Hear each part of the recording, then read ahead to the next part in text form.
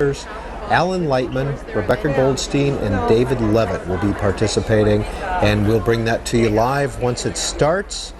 We're in Miami, downtown. Miami-Dade College is the setting here, the campus of Miami-Dade, and that's where the book fair is happening. Lots of exhibitors, lots of authors coming through, and we want to show you this book because this is our newest book that we want to talk about. And it's called Fidel, Hollywood's Favorite Tyrant. Umberto Fontova, why Hollywood's favorite tyrant? Why Hollywood's favorite tyrant? Well, when you've got people like Oliver Stone calling Fidel Castro a very humane, moral man and a good friend of his, and when you realize that he is speaking about a man who incarcerated a larger percentage of his population than did Hitler or Stalin, I think that called for such a title. Well, in chapter 2, which you entitle The Cuban Fuhrer, right, the first sentence there is, journalists have always been suckers for Castro. That's exactly right. It started as early as 1957 with the New York Times. At the time, it didn't start with Jason Blair, I'm afraid. No, his name was Herbert Matthews, and it started. He equated Castro with a combination Robin Hood and George Washington. And let me tell you this, it's one thing to do that in 1957, 58, 59, but it is quite another thing to do that in 2005, and it's still being done. What does this man have to do, I wonder, to get leftist celebrities mad at him? I've given up. Well, Andrea Mitchell was doing a panel discussion earlier right, in our live coverage, and she talked about her trip to Havana and right, some of the social services that Fidel right, Castro's government provides. Right, and that's typically what you hate. Well, you know, those countries have always had dictators. Cuba had a dictator, they'll hear, before Castro. Well, now they've got health care. Now they've got, well, the point is this, and this is all documented in my book. In 1958, Cuba was 13th from the top in the world with the lowest infant mortality. It is now, relative to the rest of the world, 24th. So after all those mass incarcerations, after 17,000 firing squad executions, after expelling 20% of the population, we end up with healthcare that is actually inferior to what it was prior to all these horrors. You talk about concentration camps. Is there a secret police in Cuba? Oh yeah, as a matter of fact, they were trained more by the Stasi, more by the East German Stasi than by the Russian KGB. Why? Because East Germany and Cuba had a similar problem. People trying to get out of the place, right? And so you had the most brutal East German police, including many ex-Nazis, training Castro's police. Here's the cover of the book again, Fidel, Hollywood's Favorite Tyrant, and inside, Chapter 13, Fidel's Useful Idiots. Who are his useful idiots in the media and in Congress? Well, when you've got somebody like, for instance, Jesse Jackson saying, Castro is the most honest and courageous politician I have ever met. Viva Fidel. Viva Che. Castro incarcerated the longest-serving black political prisoner of the century. That man was not Nelson Mandela. That man was Eusebio Peñalver. He lives probably within a square mile of here. He served 30 years in Castro's gulag. Castro's Communist Party right now, the ruling Communist Party in Cuba, is 0.08% black. Castro's prison population is 80% black. You know, what else can you use? Useful idiot. Lenin coined the term, but I think Castro has been the virtuoso over the last 50 years for employing them. You talk about members of Congress also. Oh, Charlie Rangel, for instance, Maxine Waters. Charlie Rangel gives him bear hugs. I just mentioned that the longest-serving black political prisoner. He should be getting tributes to him by the Congressional Black Caucus, by the NAACP. Instead, Charlie Rangel hugs his jailer. What else term can I use? I'm sorry. Katie Couric?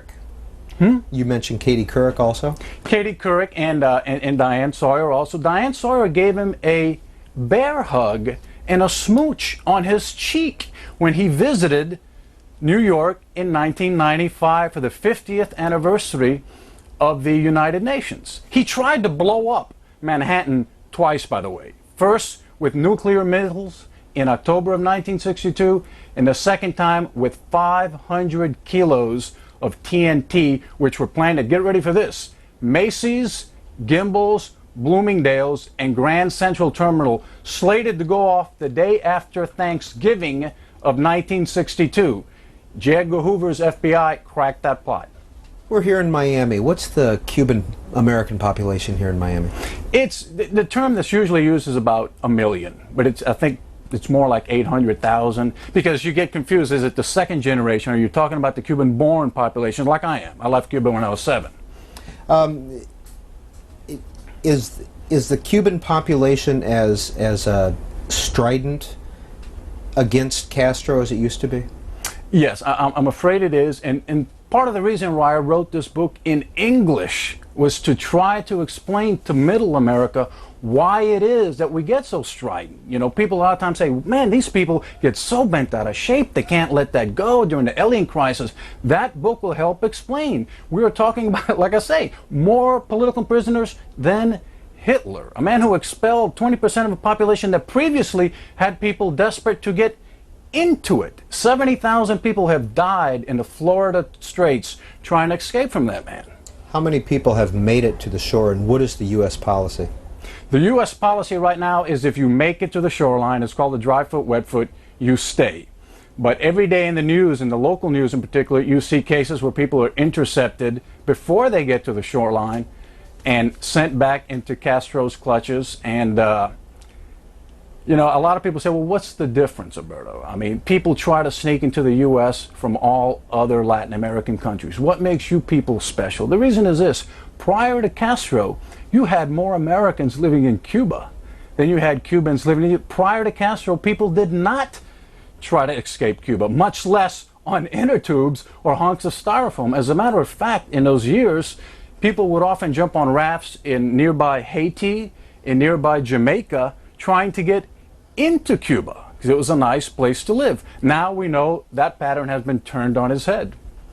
How does Hugo Chavez tie into this? Well, he is, Castro is his mentor, as most people know, and it's very interesting because I believe right now what Castro gets from Hugo Chavez annually, if you look at what he got, it is the equivalent of what he used to get from the Soviet Union. Castro is sitting stronger right now than he has in the last 15 years. He has got a new sugar daddy. Given the price of oil today, what he gets from, he's getting, last year he got $3 billion in essentially free oil from Venezuela. And you know something? I think he is cautioning Hugo, say, don't do what I did. I went a little too fast and got the Yankees mad at me. He's telling him how to play it. I really think so. What would happen if the trade embargo were lifted? Yeah, that's something we hear. Well, first of all, there is no embargo, much less a blockade, which is a term that they use. Last year, the United States was Cuba's biggest food supplier. A year before that, the United States was Cuba's 7th biggest trading partner. The only thing the so-called embargo prevents nowadays is financing of sales to Castro. See, you can sell Castro, Archer Daniels, Midland, Cargill, they sell them on cash, which is great news for the American taxpayer. Because what Castro wants right now with the so-called lifting of the embargo is for the U.S. taxpayer to finance sales at him so he can stick it to him like he has to every other creditor. He still owns the European Union, something like $8 billion, That's why you see this push now. We're the only ones that haven't had it stuck to them. And that's why you see that. The American taxpayer is being served by the so-called embargo. What happens, what do Cuban Americans do when Castro dies? When Castro dies, we help. We help. What does that mean? Well, it means that we've got a lot of people here, and there are a lot of, in fact, there's an official government bureau that has been set up for the transition. But I can guarantee you, I know there's a lot of private sector groups in Miami in particular. We still have relatives in Cuba, you know. And let's face it, Cubans have done fairly well in this country. You know, they bring that expertise back to their homeland where they had been doing fairly well prior to Castro Is it going to be chaos? Is there going to be a military attack? What's it going to be? I don't think so. You're not going to see. Look, the time for the bombs and the violence, I think, are pretty much over. I think that is recognized by most people here. You know, he calls us terrorists. No, what most people are waiting for is waiting for that rotten fruit to just drop for the tree, so Cuba can be free and they can count on our help. But will there be anarchy? I don't think so. I personally don't think so, because the transition, what most people are looking at is Raul Castro. In fact, a lot of people will tell you that Raul Castro has been running Cuba for about the last 7 years with his military cronies. The only thing properly describable as an industry in Cuba is the tourism industry. That is owned lock, stock, and barrel by Castro's military. So obviously they have no incentive for a coup. But the scenario is that a China-type opening is what we see. Here is the book, Fidel, Hollywood's Favorite Tyrant. Our guest is Humberto Fontova, and you are wearing a special T-shirt. I want to ask you about that. What is on your T-shirt? Oh, yeah. Mr. Hollywood and rock star icon Che Guevara.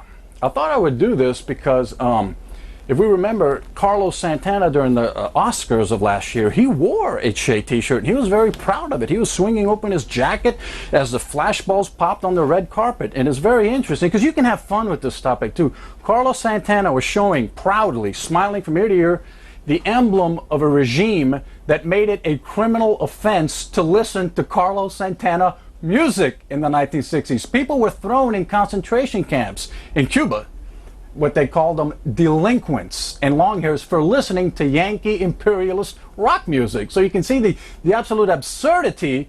That's why I say useful idiots. What other term applies? Why did you leave Cuba?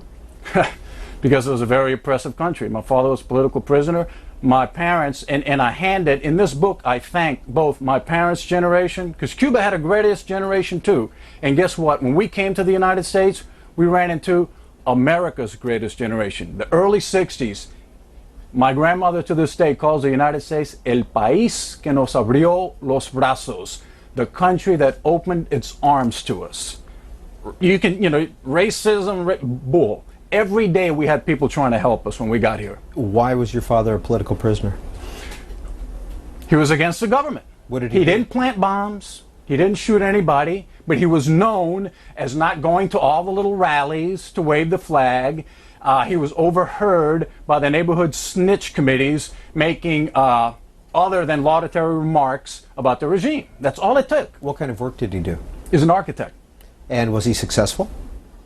Yeah, middle class. Cuba, that's another thing. Cuba had a middle class. In 1958, Cuba's labor sector, Cuba's labor was more highly unionized as a percent of the population than U.S. labor. That's where Cuba was different from a lot of Latin America.